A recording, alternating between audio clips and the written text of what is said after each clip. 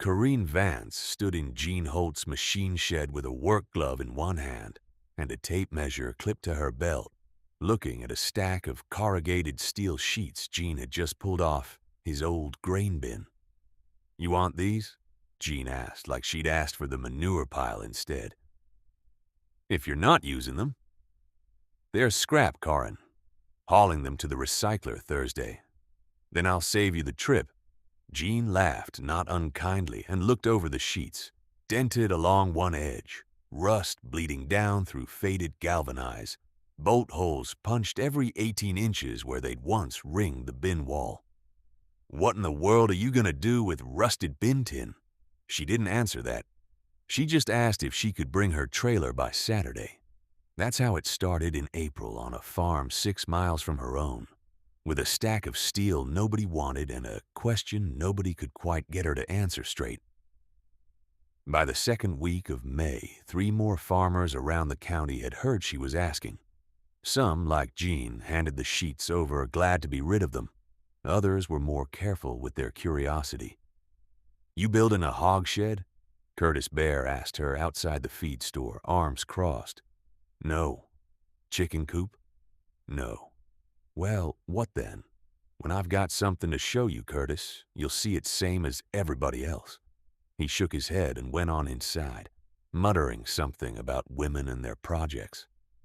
She didn't take offense. Curtis muttered about most things.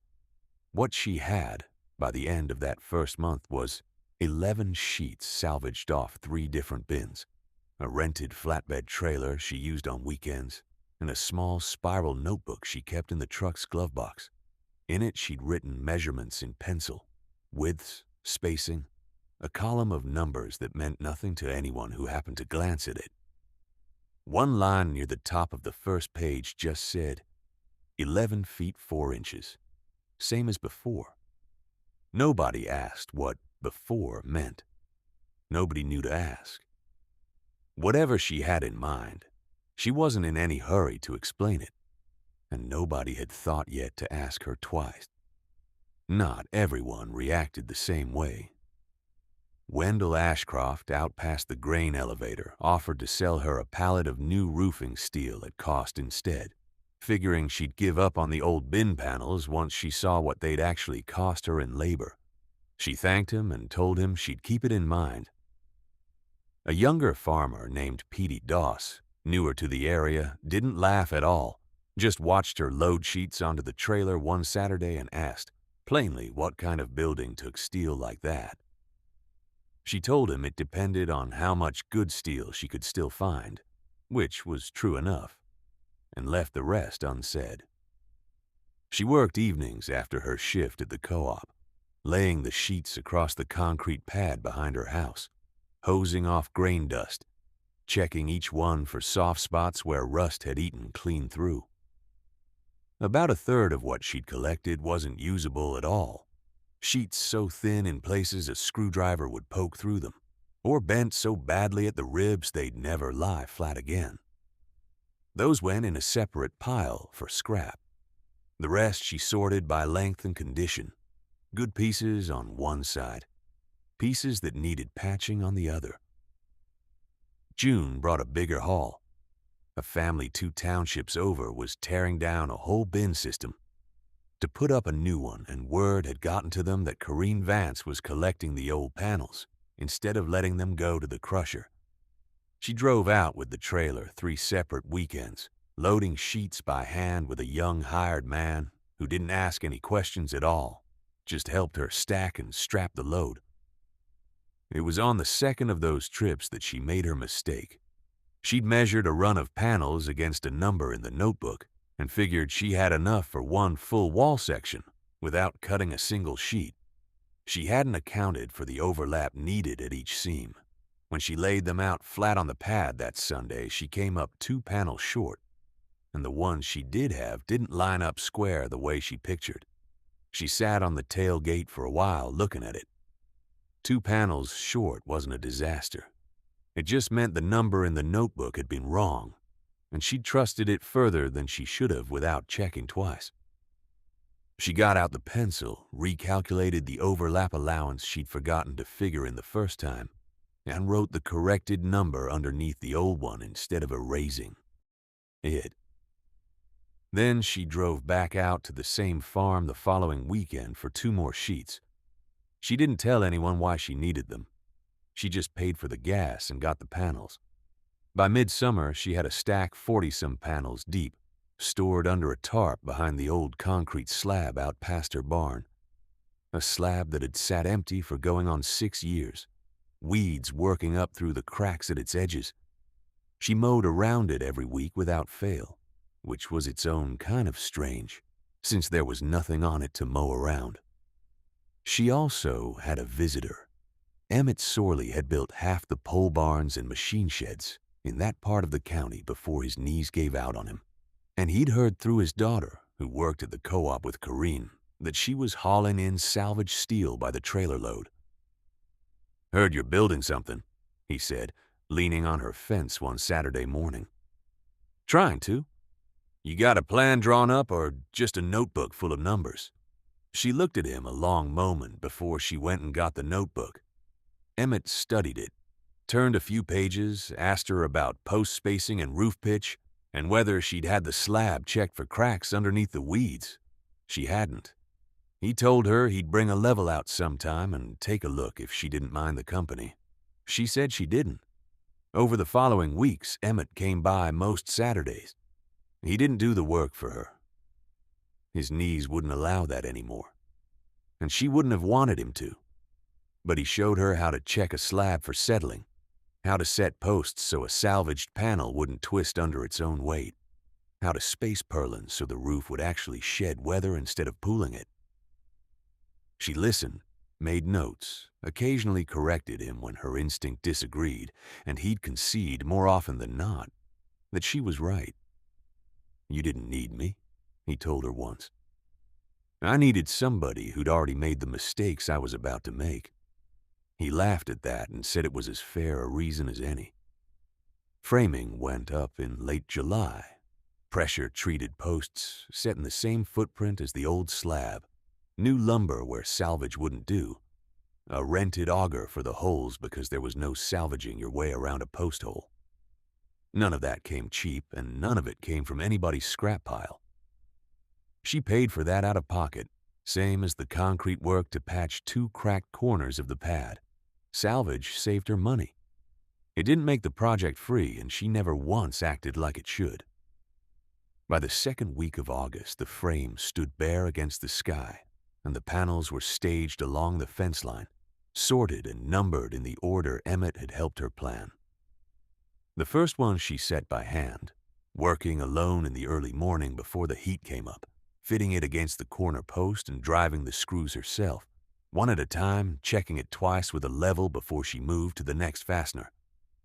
Curtis Bear happened to be driving past on his way to the elevator when he saw her up on the ladder, second panel going up beside the first, the old grain bin ribbing catching the morning light in long silver lines.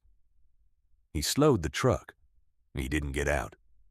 He just sat there a minute, engine idling, watching a wall rise out of scrap steel he'd have sworn a month ago was headed for the crusher. "Well," he said mostly to himself, "I'll be." By noon, she had the first wall standing, 8 panels wide, seamed and screwed and square. The salvaged steel from 4 different farms fitted together so cleanly you'd have thought it came off 1 bin instead of 5. Up close, you could still see what it had been.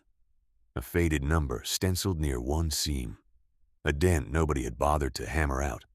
A run of old bolt holes now covered clean by new fasteners. None of it hidden. None of it apologized for. It wasn't the whole building. It wasn't even close.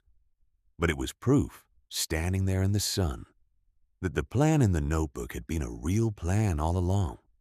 Word got around fast after that. People still didn't know what the building was for, not exactly. A shop, everybody guessed, though nobody knew why an empty slab from 6 years back mattered enough to build one there instead of somewhere flatter, closer to the house. But they stopped asking her if she was wasting her time. They started asking how she'd gotten the seams that tight. Then the weather turned, the way it does in September, sudden and without much warning. A front came, through hard on a Tuesday night, straight-line winds that took a limb off the walnut tree by her drive and peeled back a corner section of the north wall she'd finished only days before. When she got out there Wednesday morning, the panel had torn loose at two of its fasteners, and underneath, where the steel had been pressed flush against the framing, she found what the storm had really uncovered: corrosion eaten clean through the underside of three more panels she'd already hung, invisible from outside, invisible until the wind found the weak spot and worked it open. She spent that whole day pulling panels back off the wall, one at a time, checking the undersides of everything she'd already installed. 9 more came off with soft, flaking metal on the hidden face, good enough to look at, not good enough to trust. That left her short, badly short. Nearly a third of what she'd counted on for the remaining walls was gone, and new steel ordered from the supplier in town was going to run more than she'd set aside for the whole rest of the project. She sat on the tailgate again, same as she had back in June, except this time it wasn't a measurement she could just recalculate. She thought about slowing down, finishing the framing, tarping the open sides, picking it back up next spring once she'd saved more. Emmett didn't tell her what to do. He just mentioned the next Saturday that Gene Holt still had a second bin coming down before frost if she wanted to make one more trip.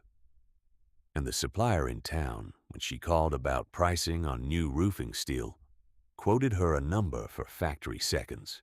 Panels with minor cosmetic flaws sold at a fraction of the price, that came in close enough to workable that she sat with the phone a long time before she said yes. Between Gene's second bin and the discounted seconds, she found enough. Not everything the way she'd first planned it, but enough. It was enough to keep going, though it left her more worn down than she let on, and it showed. It was Emmett one evening while they were resetting a purlin who finally asked her straight out why the slab mattered so much. Why she hadn't just built somewhere flatter, closer to the house, somewhere that didn't need a new footing poured around 2 cracked corners. She was quiet a minute before she answered. Emmett glanced down at the notebook page open on his knee, the one with the framing numbers he'd helped her check that spring, and tapped a line near the top with one finger. "This one here," he said. 11-4. Same as before. You've had that written down since before I ever come around. "That's the width of the first bay," she said. "My dad's first bay, the one he built when he started the shop.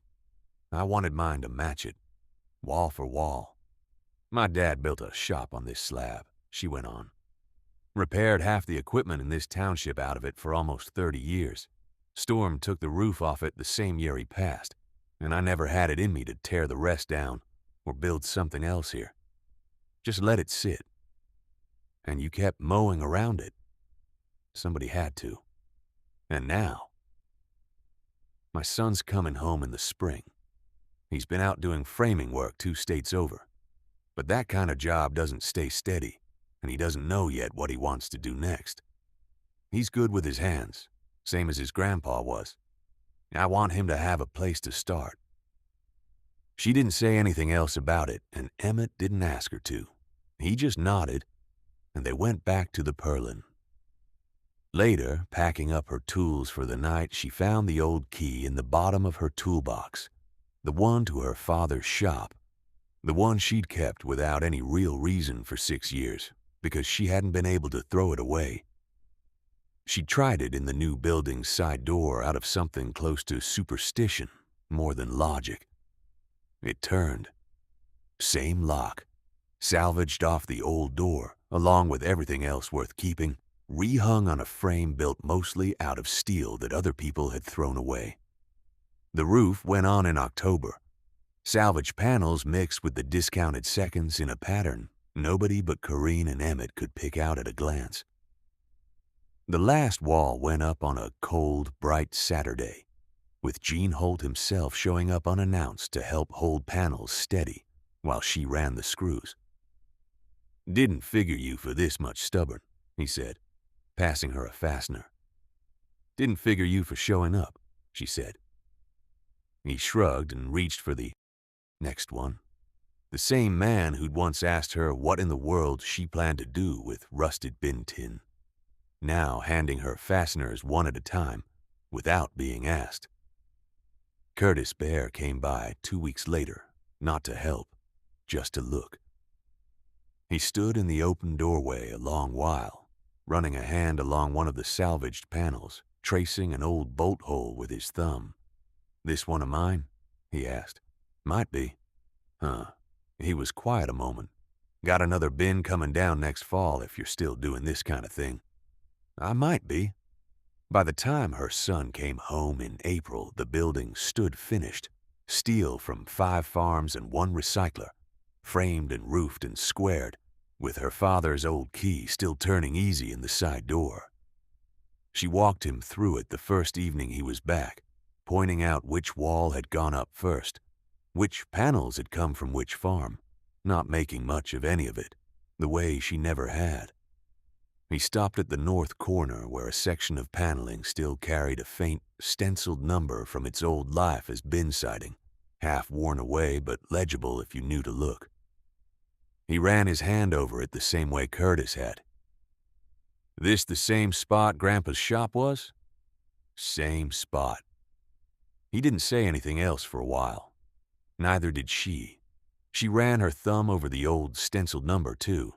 Same spot he had, and thought about how many hands that one sheet had passed through to end up holding up a wall again, instead of rusting flat in some field.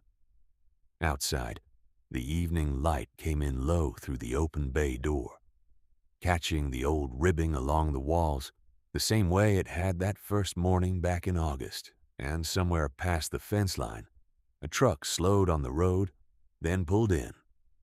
Gene Holt again, hauling one more panel off his newest bin, because he'd heard she might still be taking them. She met him at the door, same as she always did, and told him to bring it on in.